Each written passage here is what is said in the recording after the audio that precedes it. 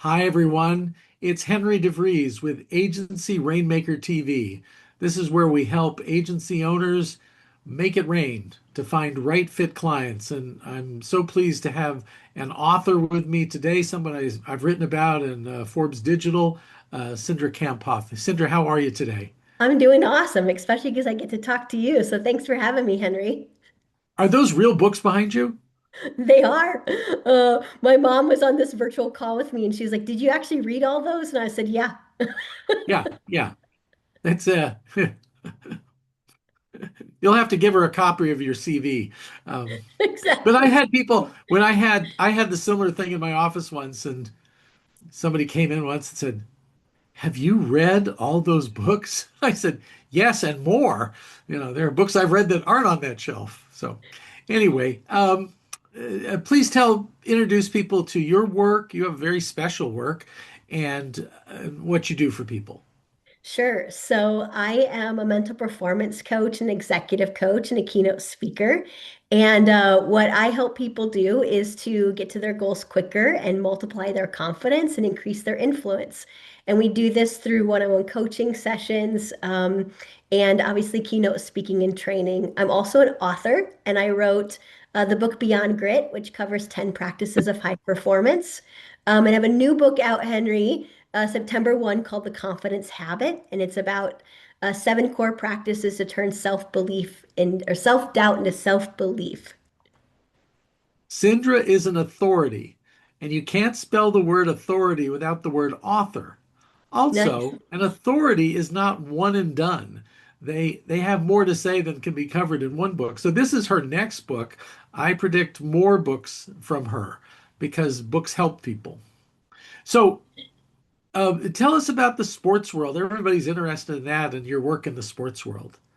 Yeah, I spent 4 years working with the Minnesota Vikings as their mental performance coach. So my PhD is in sport and performance psychology, and then also have a wide variety of teams I work with every year. So I specialize in football, and so in the fall I worked with South Dakota State football, University of New Mexico football, Minnesota State football, and so our company, which is the Mentally Strong Institute. I'm the president and owner, and we have 12 mental performance coaches, and half work with athletes and teams, and half work with executives and leaders.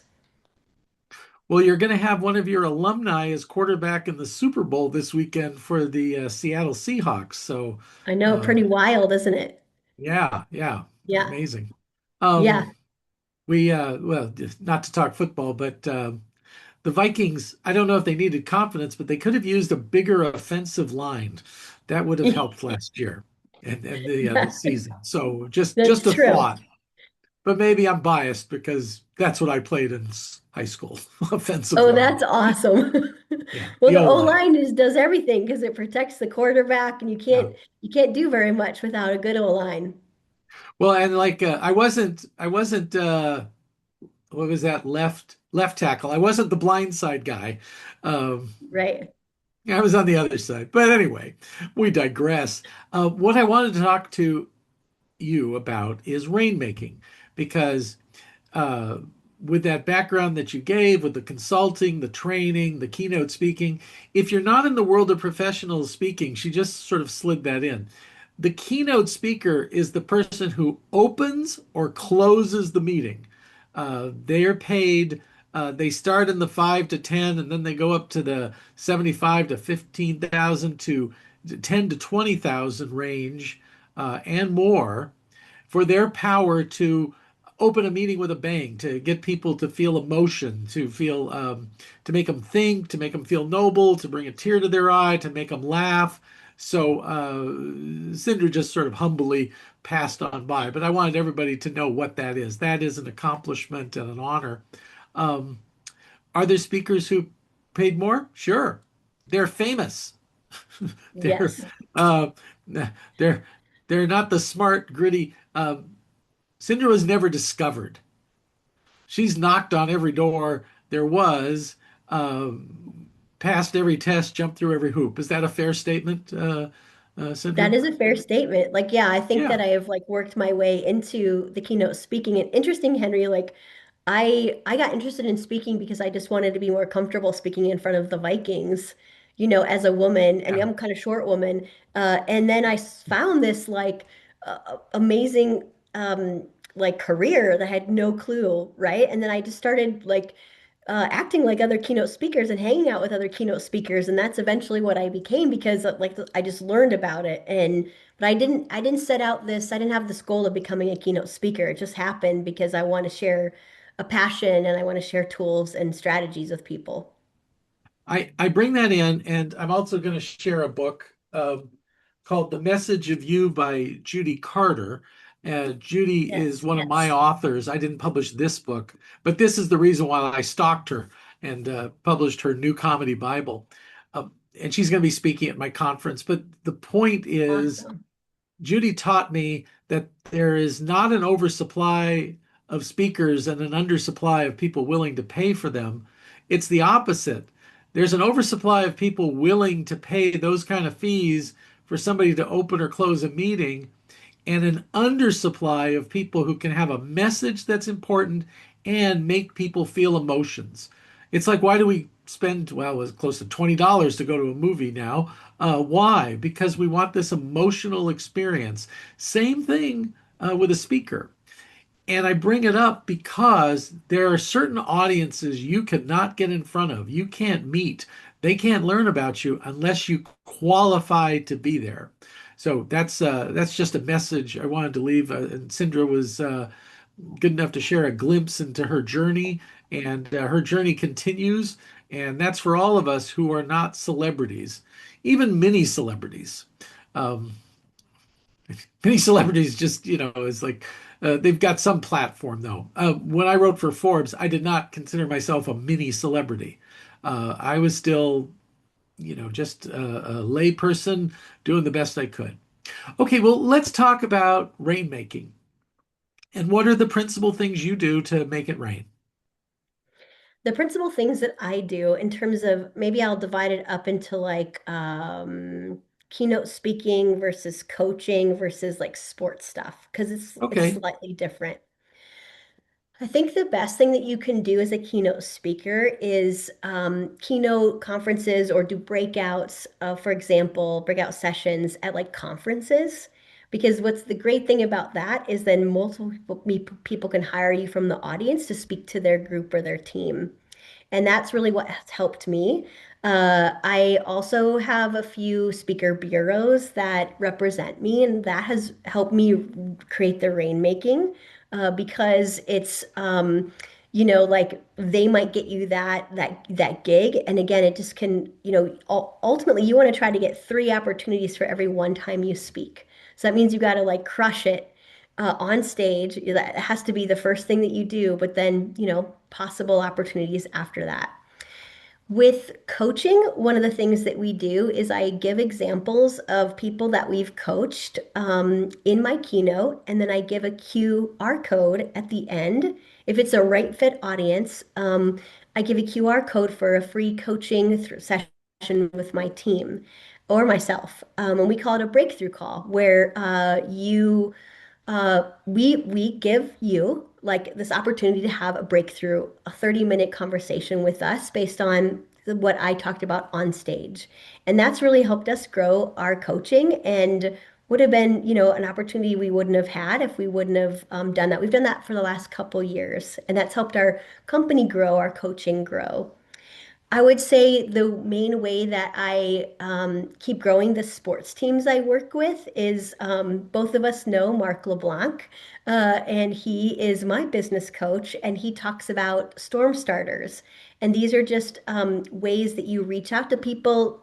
For me, it'd be like I'd reach out to football coaches I know or other coaches that I know and send them a message, like something like, I've been thinking a lot about you and your team. I'm curious if you have anyone working with your team on mental performance.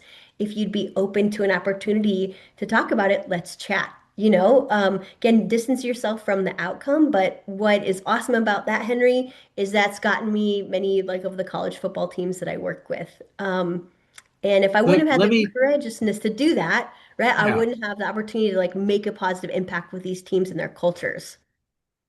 That is so great. And you might want to rewind what she said and write some of it down because there is gold in all of that. These are not sales calls. These are Right. relationship building calls, and they need to be genuine. So she has genuine curiosity how people are doing. Um, does that football coach know that she'd probably want more business? Sure. But she used a magic word, if. If is a soft knock at the door. Mark LeBlanc is my business partner at Indie Books International. We've spoken together over 100 times, and I think he's the professor and I'm the teacher's aide. So that's how we go out and teach this. So just really great things there for people. And um, Mark even says if you could make one of those calls a day, one like a vitamin, one a day. Um, Let me tell you how challenging it is to pick somebody, pick up the phone, and call them. Um, yeah, you can send emails. I do. Yeah, you can send LinkedIn messages. Sure. And even on the call, you're just hoping for a voicemail. Right. So you could leave this message. Sometimes I'm like, I got 9 minutes. I allocate for this, and I get somebody. They go, Henry, it's been such a long time. I want to catch up with you. So then you have to That's decide awesome.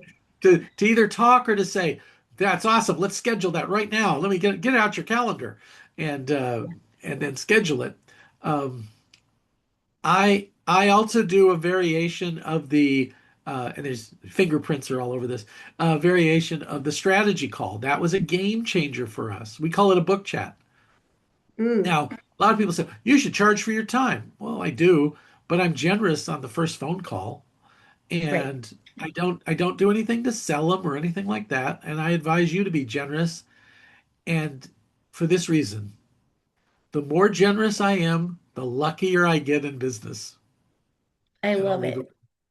So, what inspired the books? Tell us about the book journey. My book journey, the first thing that inspired my first book, Beyond Grit, is it covers 10 practices of high performance. And I really struggled with the mental game. I was a college athlete. I ran cross country and track and was Oh, a state champion in high school. And I just had really huge goals. And I, throughout college, just like really got in my own way, just felt like I was not enough and constantly comparing myself to other runners.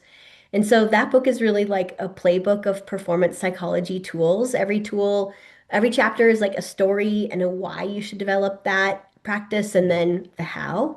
And so I love it because it's really like how to and what I didn't have when I was competing.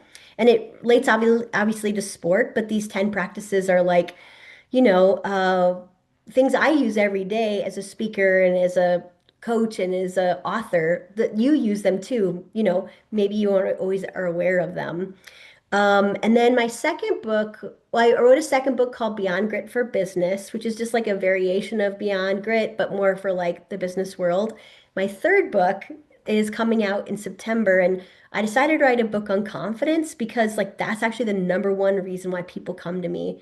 And that they seek coaching or, you know, that their team is struggling. That's just what I found is like the biggest barrier to high performance. And so I wanted to write, again, a similar book that's really easy to read, that is the how to build confidence. And then we did this really amazing research study at the end of last year called the National Research Study on Confidence. I got a copy of it right here. And it basically like shows us, we did this nationwide research study all across the United States and all different generations. And it shows like research-backed ways to grow confidence, what kills confidence as a leader, what accelerates confidence as a leader, and found all this really fascinating stuff about how there's like um, a confidence crisis in America today, particularly around the younger population, like the Gen Z, which is ages 18 to 29, and then young millennials, you know, 30 to 35. So that is in the book, but that was a really amazing study to conduct just to find new data about what's actually going on around confidence. may I pay you a compliment? I think in a few years, people are going to say, "Hey, have you heard about Mel Robbins and Brene Brown and Cindra Kamphoff?" And they'll say, "Well, I haven't heard about those first two, but I've heard about Cindra." That would be You're on your awesome, way. Henry. Thank you so Cross your much for being a fingers. guest. Yeah, thanks so much for being a guest today. And I'd like to have you back in the fall after the book comes out. We can talk a little bit about that. Until next time, I encourage everyone to make it rain. And we're